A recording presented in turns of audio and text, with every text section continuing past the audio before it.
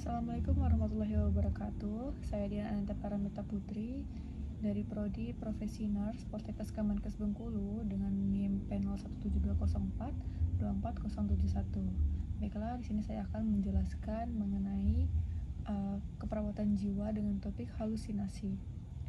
Halusinasi merupakan persepsi sensorik yang terjadi tanpa adanya rangsangan eksternal yang nyata, di mana individu ini mengalami sensasi seperti melihat, atau bisa mendengar, atau merasakan, mencium, atau dapat juga menyentuh sesuatu yang sebenarnya tidak ada. Nah, hal ini sering dijumpai pada gangguan psikotik seperti skizofrenia. Untuk penyebabnya yaitu dapat meliputi neurobiologis, itu dengan ketidakseimbangan neurotransmitter atau dopamin dan glutamat pada sistem limbik dan korteks prefrontal. Untuk penyebab psikologis ini merupakan bisa terjadinya stres berat, kehilangan, trauma masa lalu, atau ketakutan yang ekstrim. Kemudian penyebab untuk sosialnya ini dapat meliputi isolasi sosial, kurangnya dukungan keluarga atau lingkungan yang penuh tekanan. Atau untuk penyebab lainnya itu seperti zat atau medis, ini adalah menggunakan obat halusinogen atau adanya gangguan metabolik atau penyakit neurobiologis. Nah, untuk faktor predisposisi pada halusinasi ini, yang pertama itu adalah riwayat keluarga dengan gangguan psikotik, kemudian pengalaman hidup traumatik atau stres berat, kemudian penyalahgunaan zat narkotika atau alkohol, kemudian ketidakseimbangan neurotransmitter otak, yaitu meliputi dopamin atau serotin, dan pola tidur yang tidak teratur atau kurangnya tidur. Untuk faktor presipitasi pada halusinasi ini meliputi peristiwa traumatis atau stres emosional berat, kemudian ketidakpatuhan terhadap pengobatan antipsikotik, selanjutnya lingkungan yang penuh tekanan atau isolasi sosial, kemudian kelelahan yang ekstrim atau deprivasi tidur. Nah, untuk manifestasi klinis dari halusinasi ini itu yang pertama seperti mendengar suara atau suara tanpa stimulus yang nyata. Umumnya ini pada pasien skizofrenia. Nah, selanjutnya bisa juga melihat bayangan atau sosok-sosok. Ini merupakan visual. Kemudian mencium bau yang tidak nyata, termasuk ke olfaktori. Kemudian merasakan sesuatu di kulit, yaitu taktil. Kemudian keyakinan yang kuat terhadap realitas halusinasi. Selanjutnya yaitu perilaku bicara sendiri, menutup telinga, atau ketakutan yang tanpa alasan yang jelas. Nah, untuk penelaksanaan dari medis itu dengan pemberian antipsikotik, misalnya seperti risperidon, haloperidol, olanzapine dengan pemantauan efek samping jangka panjang. Kemudian penelaksanaan psikososial ini meliputi terapi kognitif, terapi perilaku, kemudian terapi keluarga, dan dukungan sosial. Untuk penelaksanaan keperawatan yaitu dapat dengan membina hubungan saling percaya, bantu klien mengenali halusinasinya, dan ajarkan cara pengontrolan atau mengalihkan halusinasi. Nah, untuk psikopatologi dari halusinasi ini terjadi akibat adanya gangguan transmisi dopamin di area limbik otak yang menyebabkan kesalahan interpretasi rangsangan internal sebagai persepsi eksternal. Secara psikologis, halusinasi ini dapat berfungsi sebagai mekanisme pelarian dari stres atau kecemasan yang ekstrim. Nah, selanjutnya yaitu konsep dasar asuhan keperawatan pada pasien dengan halusinasi, yaitu yang pertama adalah pengkajian.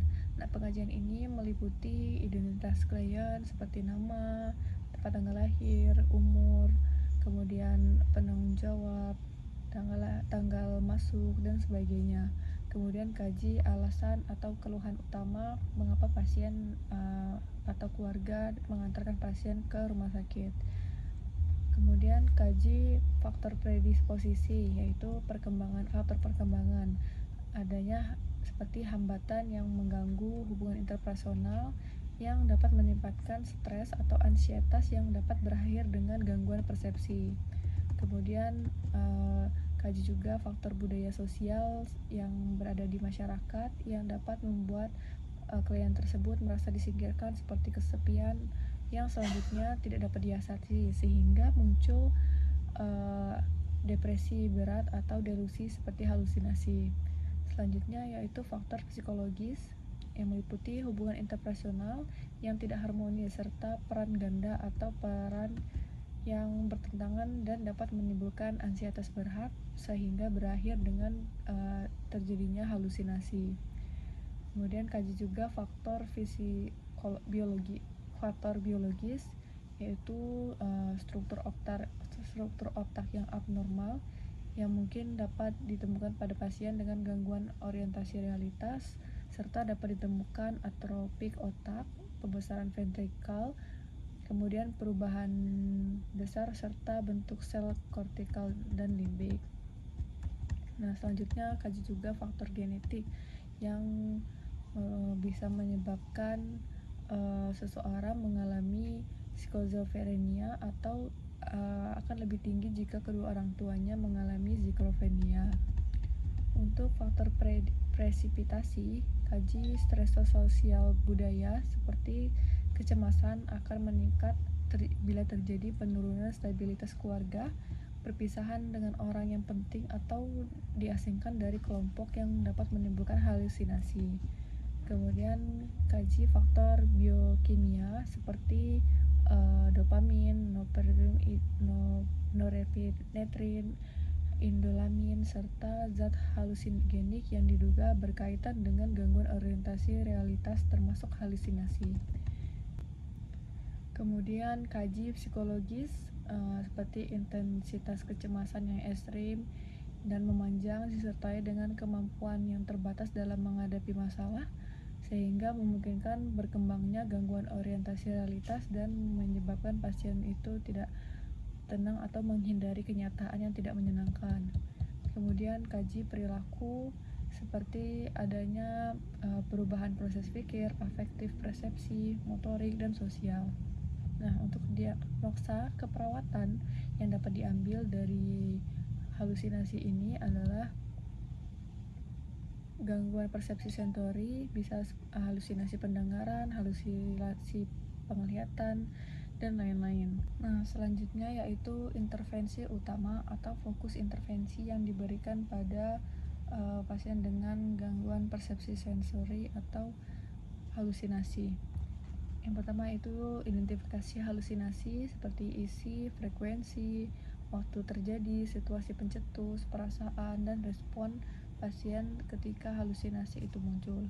Kemudian jelaskan cara mengontrol halusinasi. Yang pertama adalah menghardik, kemudian meminum obat, dan bercakap-cakap. Kemudian latih cara mengontrol halusinasi dengan menghardik. Kemudian masukkan ke dalam jadwal latihan sehari-hari. Baiklah, mungkin hanya itu yang dapat saya jelaskan mengenai halusinasi. Terima kasih dan mohon kritik dan sarannya. Wassalamualaikum warahmatullahi wabarakatuh.